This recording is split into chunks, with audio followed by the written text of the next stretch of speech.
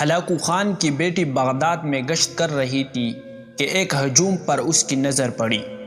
پوچھا لوگ یہاں کیوں اکٹھے ہیں؟ جواب آیا ایک عالم کے پاس کھڑے ہیں۔ اس نے عالم کو اپنے سامنے پیش ہونے کا حکم دیا۔ عالم کو تاتاری شہزادی کے سامنے لا کر حاضر کیا گیا۔ شہزادی مسلمان عالم سے سوال کرنے لگی، کیا تم لوگ اللہ پر ایمان نہیں رکھتے؟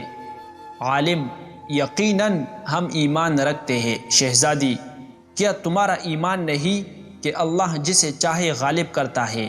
عالم: یقیناً ہمارا اس پر ایمان ہے۔ شہزادی: تو کیا اللہ نے آج ہمیں تم لوگوں پر غالب نہیں کر دیا ہے؟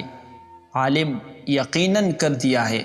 شہزادی: تو کیا یہ اس بات کی دلیل نہیں کہ خدا ہمیں تم سے زیادہ چاہتا ہے؟ عالم: نہیں۔ شہزادی: کیسے؟ عالم: تم نے کبھی چرواہے کو دیکھا ہے؟ شہزادی: ہاں دیکھا ہے۔ عالم: کیا اس نے اپنے ریوڑ کے پیچھے کچھ کتے رکھے ہوتے ہیں؟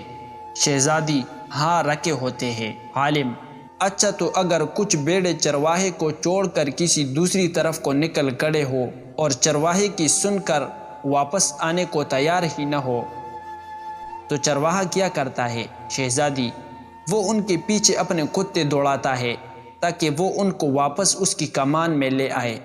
عالم: وہ کتے کب تک ان بھیڑوں کے پیچھے پڑتے رہتے ہیں؟ شہزادی: جب تک وہ فرار رہے اور چرواہے کے اقتدار میں واپس نہ آ جائے۔